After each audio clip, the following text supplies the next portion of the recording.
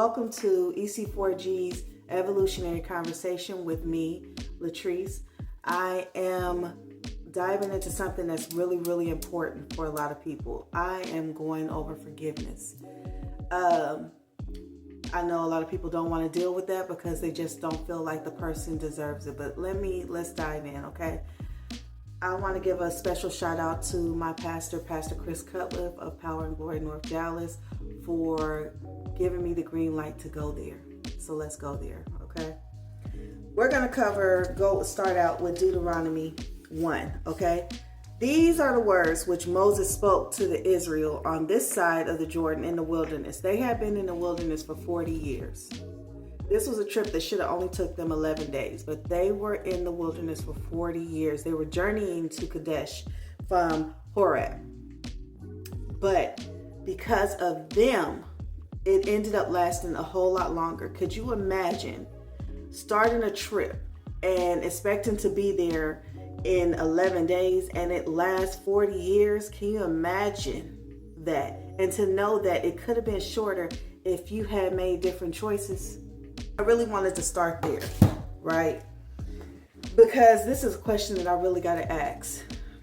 And let me be honest. I am feeding myself. God has given me this to chew on as I'm speaking it to you guys as well. But when did pain become greater than your healing?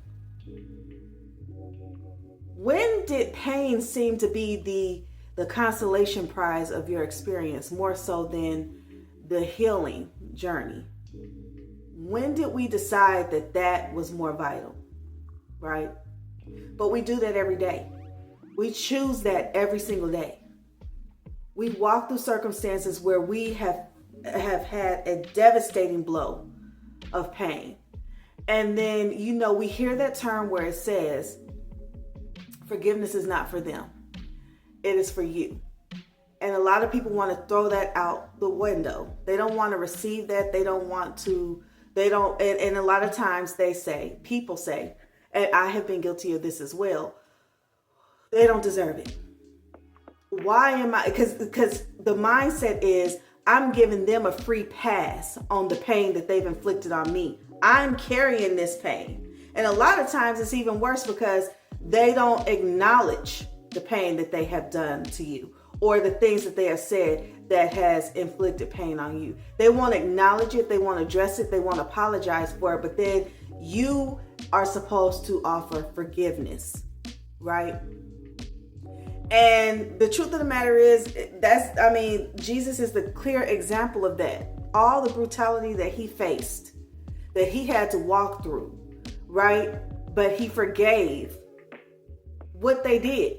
He forgave them. When he say they know not what they do. Sometimes people do know exactly what they're doing. Sometimes it's calculated, and we're still called to forgive.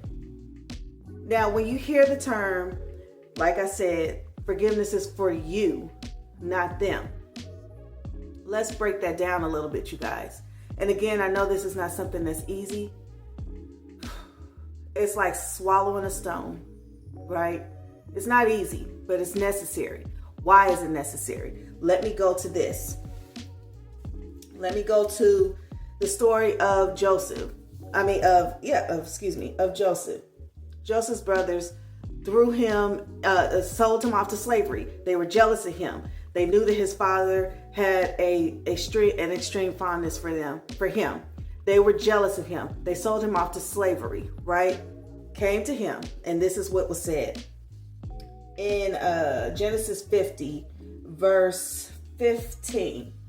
But now that their father was dead, Joseph's brothers became fearful. Now Joseph will show his anger and pay us back for all the wrong that we did to him, they said. But Joseph replied, you intended to harm me, but God intended it all for good. He brought me to this position so I could save the lives of many. The reason why it is so imperative for you to forgive when we say, or when it is said it is for you, is because it is. We are so focused on the dot in the middle of the picture instead of the picture itself, right? If you see someone with a stain on their dress, no matter how beautiful the dress is, our eyes get focused on the stain. That is what we do with our pain. We focus in on our pain, not understanding the bigger picture is God has more for us. And the more that he has for us is not just for us, right? But how do you tell that to somebody who has walked through abuse? How do you tell that to somebody How do you tell that to somebody who has given their life to somebody or committed their life to somebody who does not love them, who treats them horribly, who does not love them the way that they should? How do you say that to somebody? Oh, just forgive it. How do you say that to somebody who has been sexually abused by their father, sexually abused by the neighbor, sexually abused by a relative for multiple years? How do you tell them, oh, just forgive, all is good? How do you tell them that? How do you tell that to somebody? Right? How do you tell that to a victim where they have been sexually abused and the product of that abuse is in their belly right now? How do you tell that to them? Oh, just forgive them. How do you say that? Because for them,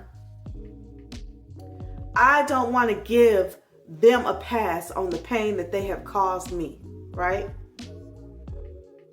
Right? How do you say that to the children who have been raised in a household of abuse, where they've seen their parents going at it in ways they shouldn't, when they've seen the bruises on their parents' face, when they've seen the cops being called, when they've had to go without meals or bare minimum meals because their parents weren't doing what they were supposed to be doing?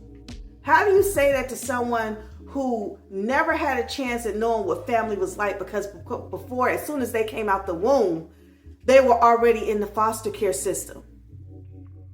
Or and to be in the foster care system, even there, they were being abused there. So they never had a chance at knowing what family was like, never had a chance at knowing what love was like, never had a chance to really see from their perspective the goodness of God. How do you say that to them? Most of us, we all have something or someone who has hurt us, who has changed the mental charter of our life, where we are going in another direction because of the pain. We are staying in Horeb. We are staying, and God is saying, you've been there too long. The sins, God wants us to forgive because he wants us to be able to move forward. He doesn't want us to stay in Horeb. He doesn't want us there. He has new territory for us that he's already cleared out for us, that he has already cleared and made way. He has things for us that we can never even imagine.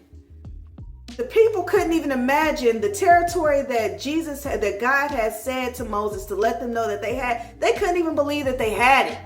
They didn't even believe they had it. So much so that they had Moses to send out some of the people to go and verify that they had it. Because they're so used to Horeb. They're so used to Egypt. They're so used to the pain that they have been in, that when it comes down to actually having the blessings that God had mapped out before they left Egypt, they can't see it. They don't believe it. And then even so, when they get the verification that yes, in fact, it is what it is, they still don't believe it because they're trapped in the mindset of Horeb. They're trapped in the mindset of Egypt. They're trapped. God is saying, get moving. I am saying to you guys that, yes, I'm not trying to dismiss.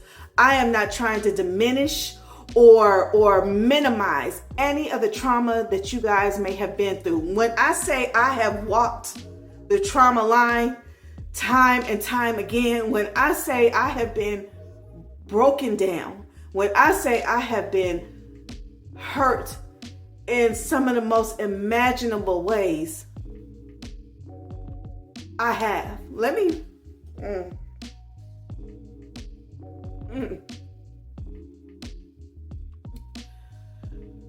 me say this.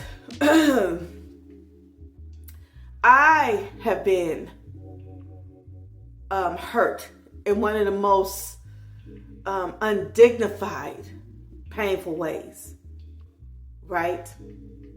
However, before the person that hurt me passed away, I forgave them. I forgave them because I knew that the sins of our fathers are real, right? And as my pastor always says, we are all souls. And when you look at a person as a soul and not as their sin and not as their flesh, but look at them as one soul that needs the same thing that we all need, you go there, right? I needed to release the pain that was caught in my belly, that was caught in my throat, that was hurting me. I needed to release it. And I couldn't release it as long as I was holding on to it. I needed to say, I forgive you. That's not saying that it's okay what they have done. It is not saying that it is okay for them to hurt you. But what it is saying is, I am not going to allow it to continue to hurt me. I am releasing and saying, I forgive you so I can forgive me. I forgive me for holding on to this for so long. Forgiveness from them allows you to give forgiveness to yourself. In Exodus 25, verses 5 and 6, it says, I lay the sins of the parents upon their children. Entire family is affected, even the third and fourth generation. Forgiveness is, like I said, it's not a pass for them. Look at it this way, you guys. Look at it this way. If you are walking around with suitcases, right? Every single day you're carrying these suitcases, right? Carrying it on your shoulders, carrying the suitcases on your back, right? Carrying them in your hand. You can't get anything done, can't pick nothing else up because you got those suitcases, right? That is what we do when we hold on to the pain and the things that other people have caused us. We are carrying suitcases that we can't put down. We are carrying suitcases that stop us from being able to do anything else other than carry the suitcase. But when you put it down, when you hand it back over to the person who gave it to you, and that's what you do when you say, I forgive you. You are handing it back over to them. What you are handing to them is you are telling them that I have my power back. I have my identity back. You do not get to dictate my joy. You don't get to take it from me. You took enough from me when you hurt me. You will no longer have me wrapped up in the pain that you caused me. You are handing that back over to them. Not only are you handing that back over to them, you are also handing over accountability. For people, they say the greatest dish served, or I'm not saying it correctly, but the best dish served is victory. The best dish served is joy. And that's true. When someone either intentionally or unintentionally has hurt you, when you are able to survive, scratch that, when you are able to thrive, when you are able to move forward and let it go, that is taking back your power. That is showing them that, yes, this is what you did. I'm telling you, I forgive you for taking advantage of me when I was 8. I forgive you for never speaking up and being the voice for me when I came to you, when I had nobody else and I told you I was hurt, that someone hurt me, and you did nothing about it. You did nothing about it. I forgive you for not protecting me. I forgive you for being my parent that should have been the one that had my back, but instead you screwed me over. You hurt me more than anybody else could have because I trusted you as my parent. And I am saying I forgive you. I forgive you, Mom. I forgive you, Dad, for all those years that I needed you to be my parent, but you were too busy performing recreationally. So I had to raise myself. I forgive you for that. I don't allow that to keep me stuck in Horeb anymore, because what God has for me is bigger and greater. And this was not my stumbling block. This was my catapult. I needed to know what this was, because what God has for me and what he's going to have me do for him, all of this is going to make sense. Forgiveness is not just about you taking your power back. Forgiveness is also about you breaking that generational stuff. It is about you saying, I am not going to allow my children to have to deal with the pain that I am dealing with. Because believe it or not, your poker face ain't that strong, baby. It's not that strong.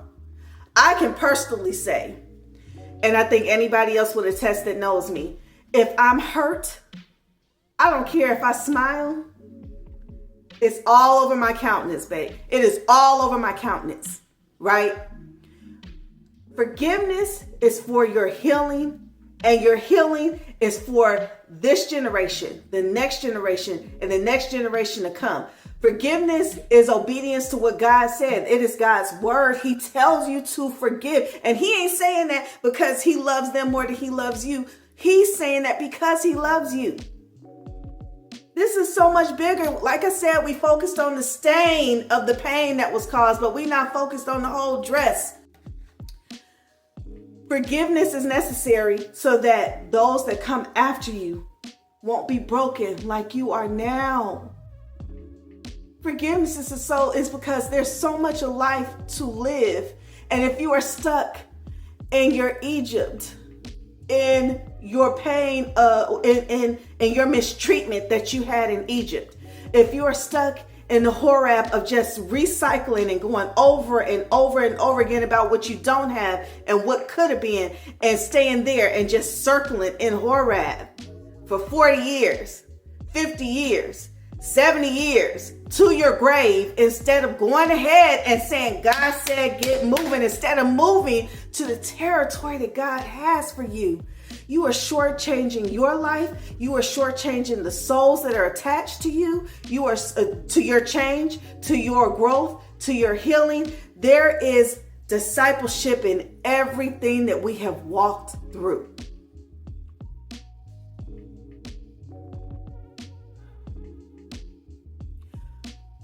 What is so sad is to think that everything that you went through would be in vain, right?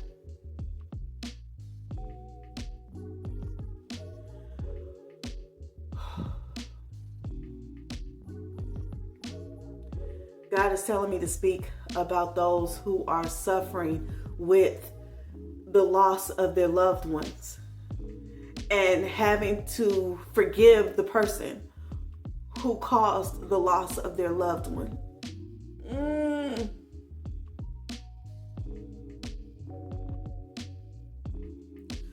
A pain unimaginable. That is a pain that I have not experienced. So I will never say that I understand it. And I hope, honestly, that I never truly do. I hope I never walk that out. But God is saying that I need you to forgive them.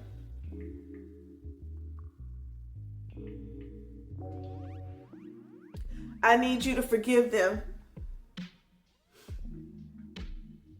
And I know it's hard right now for you to do it because you're sitting in this pain. You're missing them. You don't understand it. It didn't make sense. It was crazy that it happened. Why would they do it? It doesn't. You're trying to make reason out of something that has no reason. And you're stuck there. And you're just circling. You're just circling and you're circling.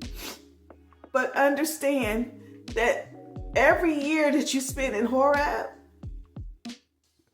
instead of moving forward, you are doing exactly what the enemy wants. Your child is already gone. Your brother is already gone. Your sister is already gone. Your mother is already gone. Your father is already gone. They're gone.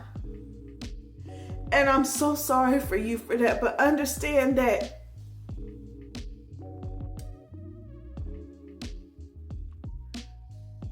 God doesn't want the enemy to have you. God doesn't want you gone. God wants you here. God has so much more for you. And understand that any lost soul it grieves the Father too.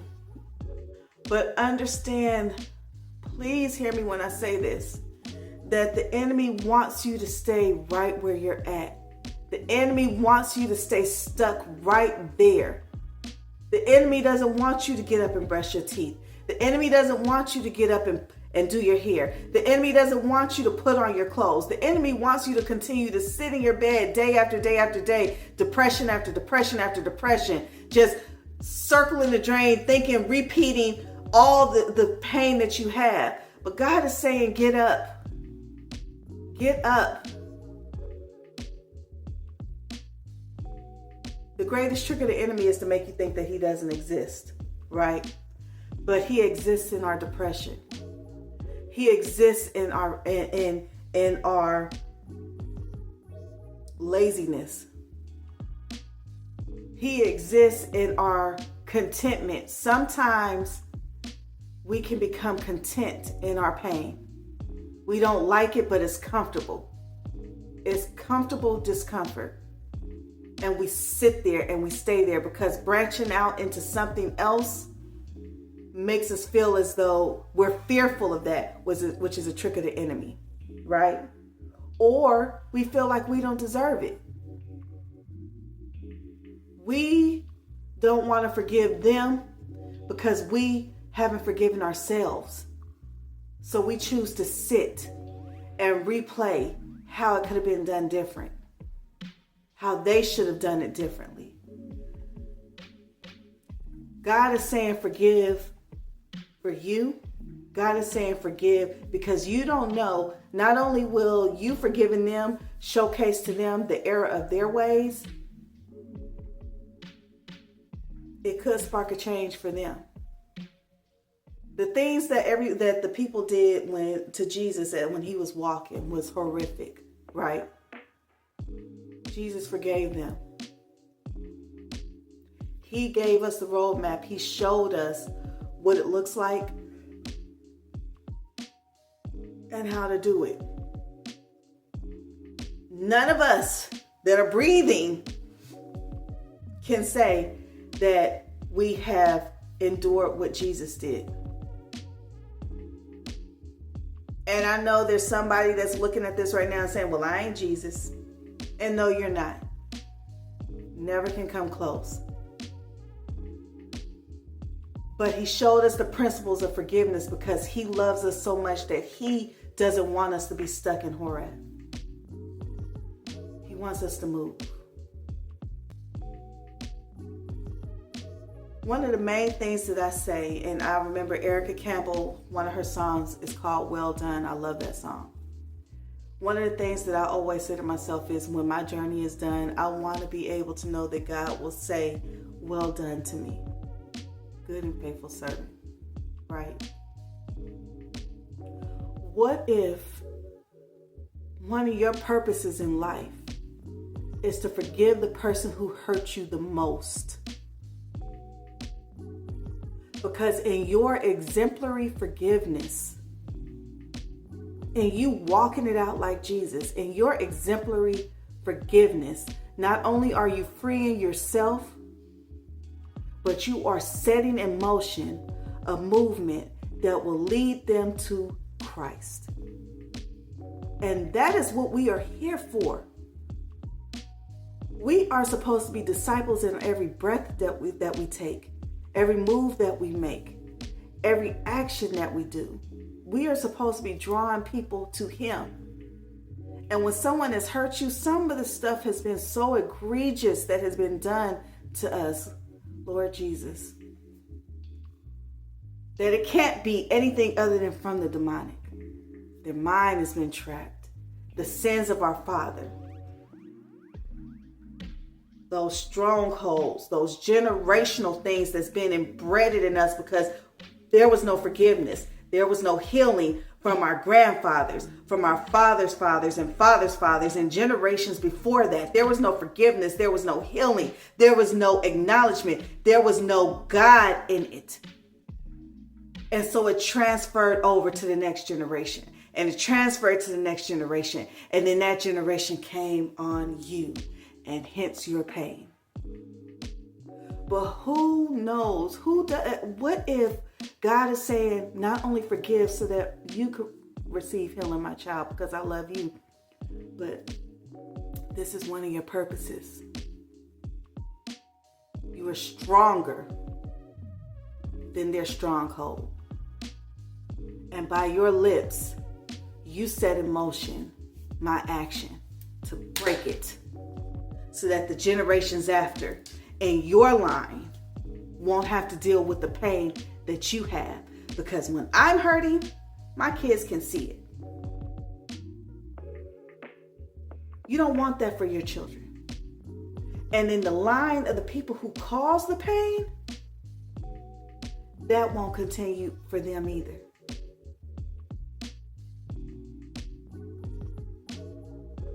Like I said, sometimes we focus on the clouds and the rain, but the effects of that cloud and that rain, the effects of the rain is growth. The effects of the rain is growth. It may suck driving around, being in the rain, but the rain is necessary for growth. The effects of the clouds is protection. Even though there's no sun in sight right now, right? There's no sun in sight. I'm looking out the window now, no sun in sight, but the sun is still there. Why? How do I know? Don't y'all see this light on my face? There's a reason for everything, and it don't always make sense to us. And it's not, I don't want anybody to feel like the pain that they have endured has been forgotten by God. God captures every tear that falls from us that love Him. He does not delight in your pain. Every tear you cry, He sheds with you. The enemy is not greater than our God. And although you may have to walk through some things that doesn't seem fair and may not be, know that what the enemy means for our bad, God will always turn for our good. And like I said in the passage, He has more territory for you. Still lights our day, even when it's cloudy outside. God is always going to light your path, no matter how cloudy your day may seem. But God is requiring forgiveness. Because when we do, no sin is bigger than another. No sin is greater than another. And none of us are faultless. But we ask for forgiveness every day. We are supposed to reflect His image. Forgiveness is for a multitude of things. Primarily for you. Because He has territory for you. But the avalanche that God sets in motion with your forgiveness is massive. Don't allow the enemy to use what someone else did to you to keep you captured in Horeb. Go claim your territory. I'm out.